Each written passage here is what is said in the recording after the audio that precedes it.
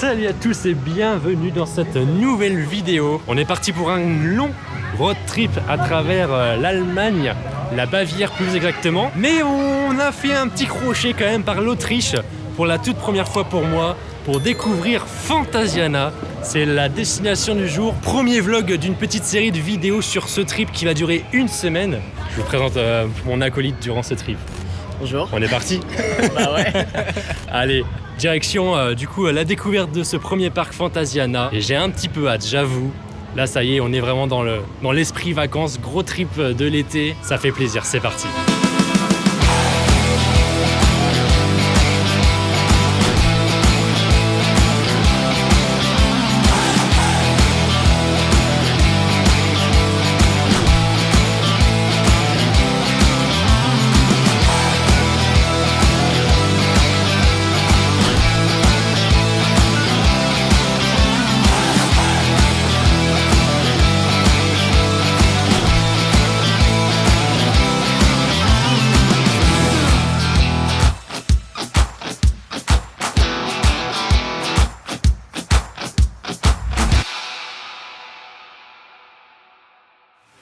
Ce parc me semble de toute beauté, en tout cas sur ce qui a l'air le plus récent dans ce parc. Et c'est notamment le cas de ce petit coaster familial qui s'appelle Zauber Express. Et c'est pour ça qu'on va commencer notre visite. Regardez-moi cette intégration là, avec les petites fontaines. On a la gare ici là-bas. Ah ouais non, ça a l'air vraiment très très mignon comme petit parc. Pour venir ici, on a quand même eu de sacrés paysages aussi sur la route. Franchement... c'est sûr. Assez bucolique on va dire.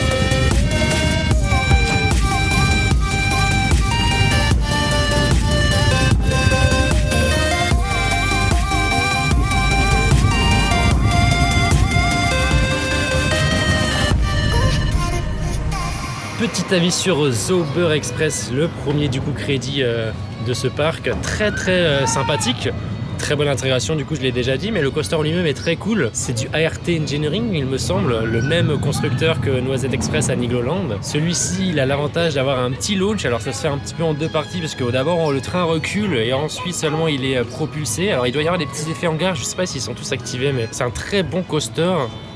Pour une entrée de gamme en termes de sensations familiales pour les enfants, etc. On n'est pas évidemment la cible principale de ce crédit-là, mais si on compare à une pomme, c'est un peu extrême, mais à d'autres petits coasters, même les Vekoma classiques familiaux, celui-ci est quand même beaucoup plus intéressant. Là, on attend une petite pizza parce qu'on est arrivé assez tard au parc. Il est déjà 14h, donc une après-midi. On espère que ça va être suffisant pour le visiter en entier, mais je pense que ça devrait le faire. La fréquentation est très très calme. Et je voulais vous parler d'un petit truc en attendant notre petite pizza, c'est cette gourde qui nous a été gracieusement offerte par le parc. Au même titre que nos entrées, nous sommes invités aujourd'hui. Et cette gourde, du coup, on peut la recharger via des distributeurs de boissons. Je vais vous montrer ça puisqu'il y a des choix assez intéressants. Donc voilà la machine en question, petit distributeur comme on peut en retrouver dans différents endroits, différents fast-food. Faut bien mettre sa gourde puisque c'est reconnu avec sûrement puce RFID ou quelque chose comme ça. Et ensuite on sélectionne notre boisson et on a plein de goûts, un petit peu comme ces distributeurs par habitude. Ce qui est intéressant, c'est qu'il y a aussi du Mexomix pour les fans de Mexomix, avec du Mexomix avec des goûts. Je crois que ça c'est pêche. Ça doit être citron et ici cerise. Franchement merci au parc pour ce petit accessoire qui va nous être fort utile aujourd'hui comme il fait très chaud. On va essayer évidemment quand même de boire un petit peu d'eau entre tout ça parce que trop de soda c'est pas forcément bon non plus. Nous on va donc manger et rendez-vous ensuite pour la suite de la visite.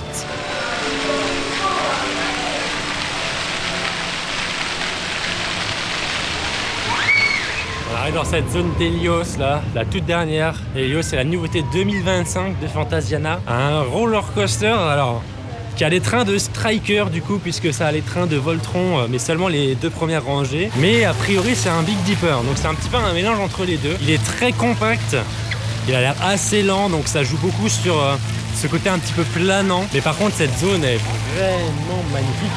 C'est pour ça que la zone du soleil, avec de la chance aujourd'hui, il fait justement un très grand soleil. On a de la théma, c'est pas un parc à bœuf. Je rappelle que c'est un tout petit parc, hein. C'est plus petit qu'un Bocas par exemple. Un peu l'impression limite que c'est dans le même esprit qu'un Festiland que j'ai fait il n'y a pas très longtemps. Vidéo disponible, hein, j'en profite. Mais là, niveau théma, c'est quand même pas mal non plus. Hein. Regardez-moi ça.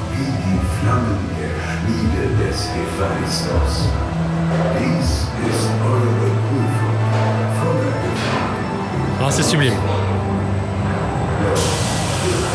Et vous voyez, embarquement immédiat en plus, donc c'est parfait.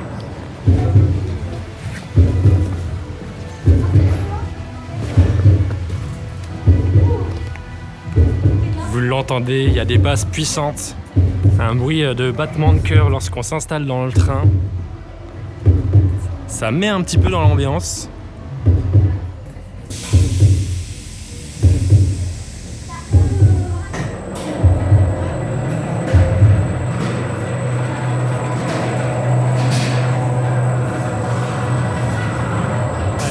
Partie pré-chaud.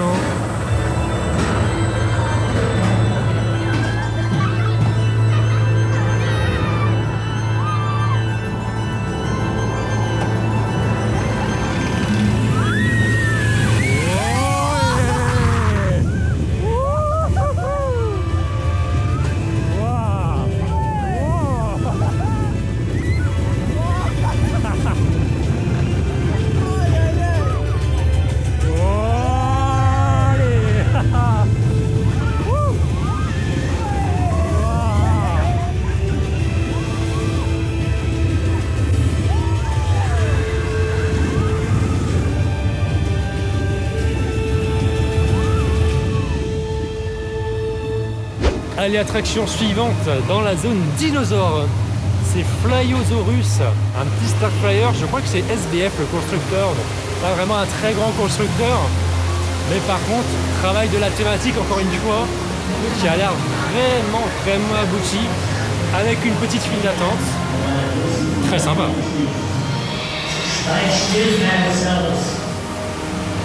Un peu en mode laboratoire des dinosaures. Ah mais il y a même un pré-show en fait. Oui, c'est ça. Ah excellent.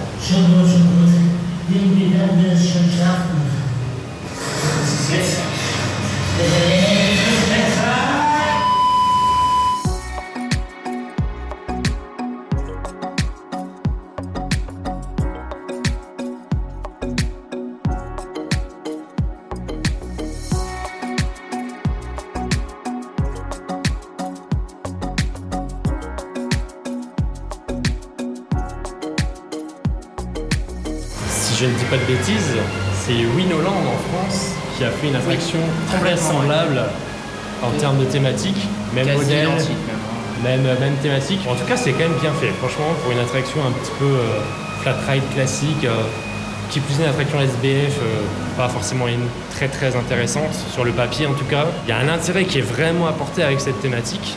C'est vraiment sympa.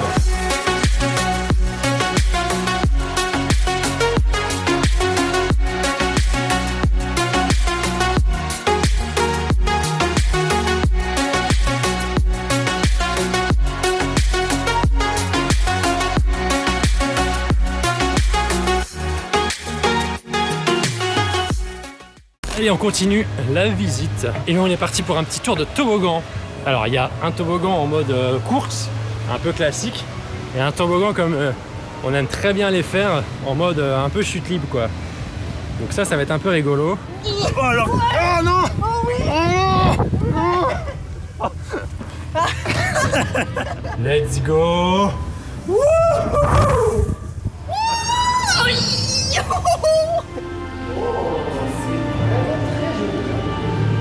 Ça rappelle le dragon qu'il y a sous le château à Disney, ouais, exactement. Et je crois qu'il faut attendre ici.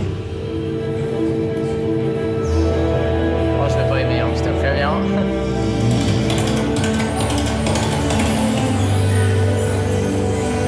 Oh, c'est incroyable. Waouh.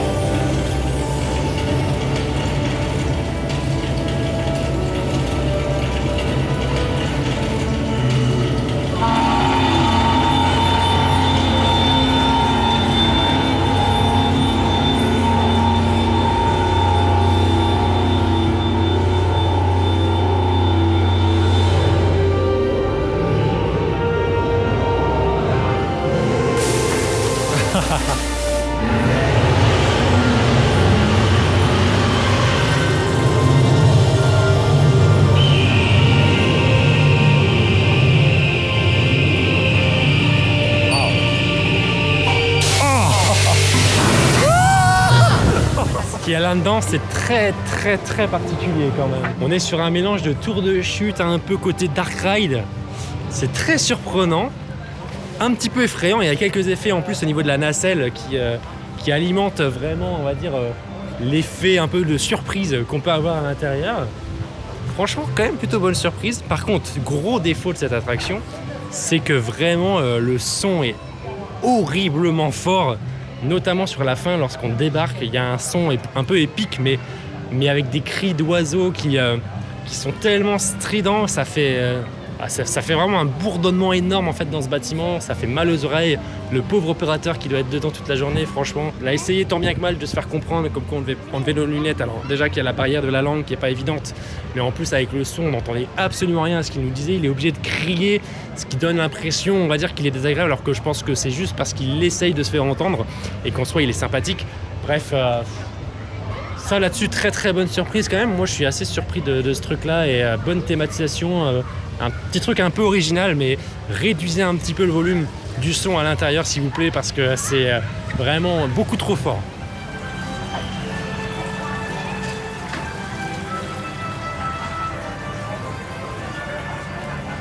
Ce côté, on va dire, à gauche du parc, quand on est au niveau de l'entrée, elle est quand même très récente.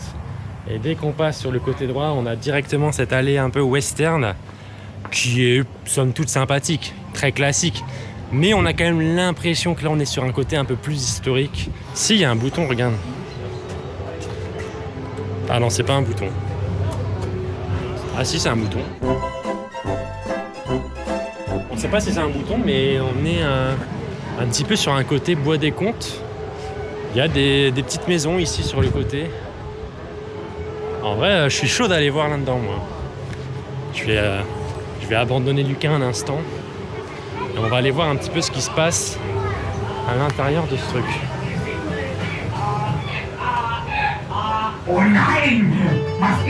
Bon, on le voit pas parce qu'il y a un putain de reflet. Et du coup, on voit que ma tête. Mais il se passe des choses là-dedans.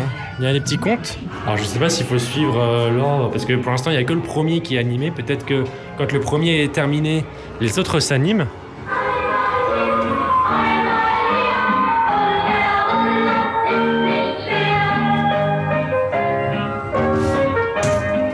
Les animatronics font très peur. Oula, j'ai failli louper la marche. Ah, mais on a un petit flat sympa ici.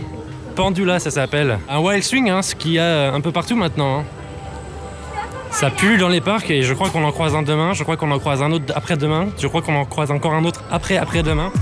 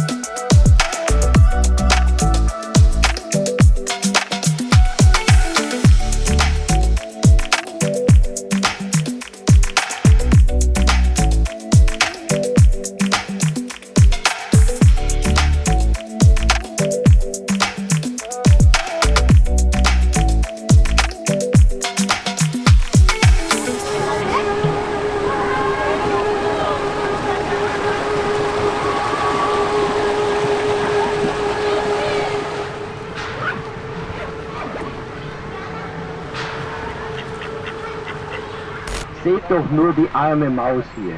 Die hat sich sicherlich nie ordentlich die Zähne geputzt. Dann geht es vielleicht schon viel besser.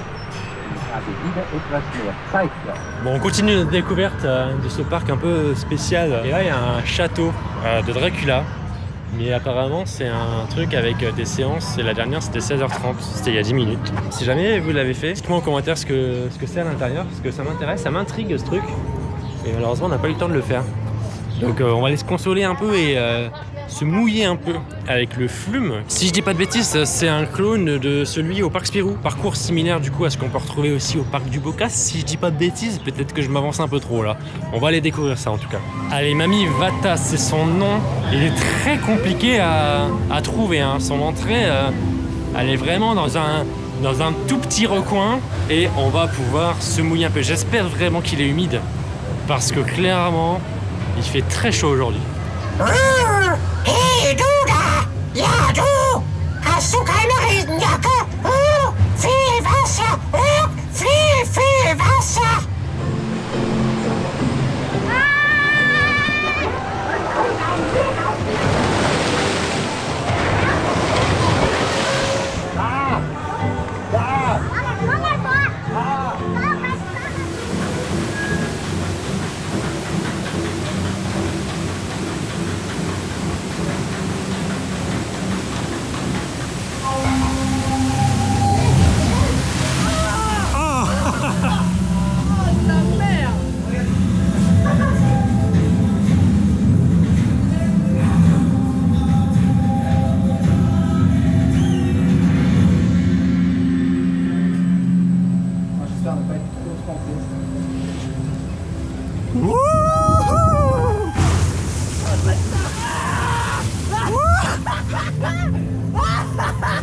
Je crois que t'es plus mouillé que moi, non?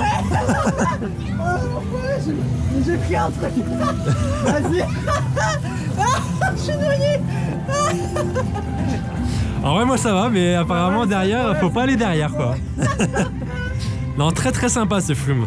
Très joli, la théma super chouette, l'ambiance et tout.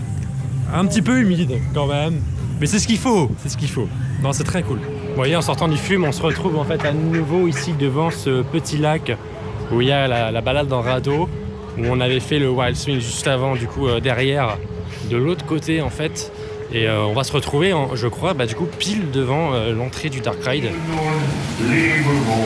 Bon, là on va sur une vieille attraction, hein, quand on voit la gueule du truc à l'entrée là.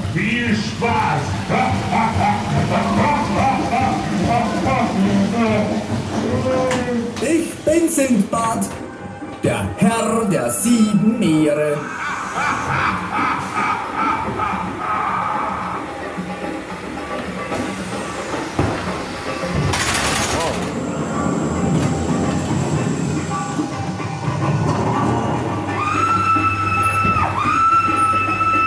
Auf unser nächstes Abenteuer. Ahoi!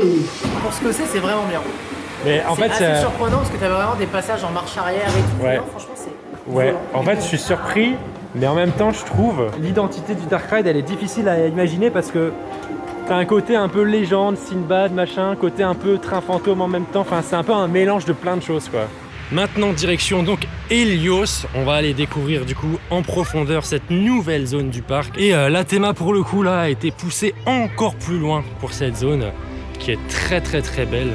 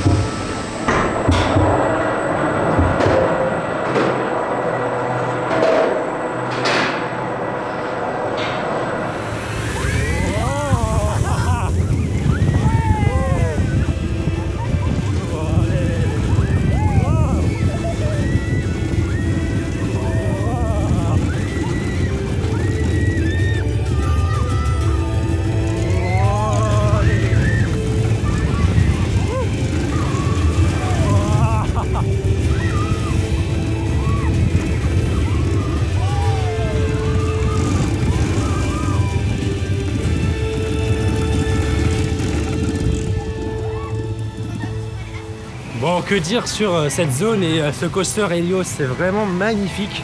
La zone est sublime, très très détaillée, avec quand même pas mal de props à droite à gauche. Il y a ces petites fontaines qui font plaisir parce qu'il n'y a qu'un seul ride aquatique quand même dans ce parc. Le coaster, il est très très beau aussi. Il est plus confortable qu'un Voltron. Par contre, le coaster est vraiment en deux parties. Je m'explique. La première partie, elle est quand même plutôt intense. On a des bons airtime.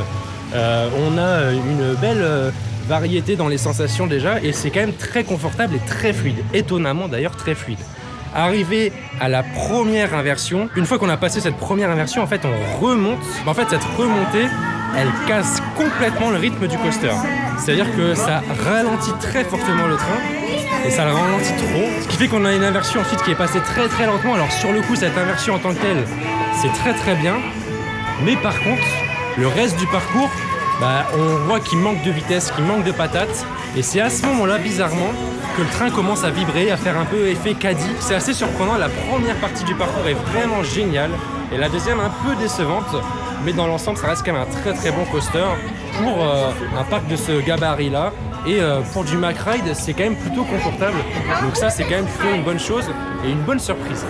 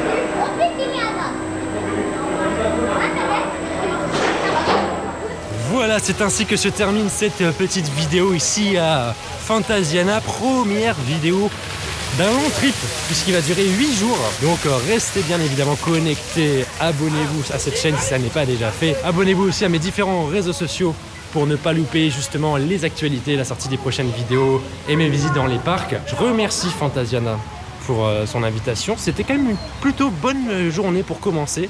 C'est un tout petit parc. Il faut le prendre tel quel, mais je trouve que l'offre est quand même plutôt intéressante pour un petit parc. On a quand même dans l'eau Helios, on a un autre coaster familial qui fonctionne très bien.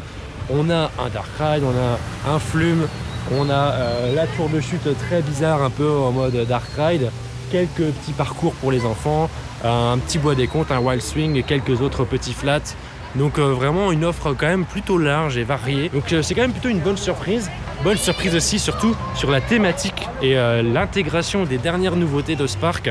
On sent vraiment qu'on a une partie en effet plus ancienne, un peu bois des contes, qui fait assez vieillot, un peu cheap, un peu kitsch. Mais vraiment sur toutes les dernières nouveautés, ce qui a été fait, c'est vraiment du très bon. Et ça a été fait vraiment en mode un peu comme un grand parc, mais avec les moyens d'un petit. C'est-à-dire qu'il y a quand même des efforts de fait sur l'intégration de l'attraction, des efforts de fait sur la musique, des efforts de fait sur différents effets qu'il peut y avoir au niveau de ces attractions. Et puis le fonctionnement du parc, c'est aussi un petit peu un fonctionnement comme un grand parc. Le parc est ouvert tous les jours. On a ce système de gourdes par exemple, on a plusieurs restaurants, bref, il y a quand même beaucoup de choses différentes qui font penser à un grand parc alors que c'en est un petit. Vraiment très bonne surprise en tout cas sur ce parc. C'est de bonne augure en tout cas pour la suite des prochaines visites. Demain du coup ce sera Barry-Ann Park à découvrir dans le prochain vlog. Merci en tout cas d'être resté sur cette vidéo jusqu'au bout, j'espère qu'elle vous aura plu. Emeline malheureusement n'est pas avec moi pour ce trip, elle avait l'habitude de finir avec moi cette vidéo. Mais je vous dis quand même à très vite pour de prochaines vidéos. Salut!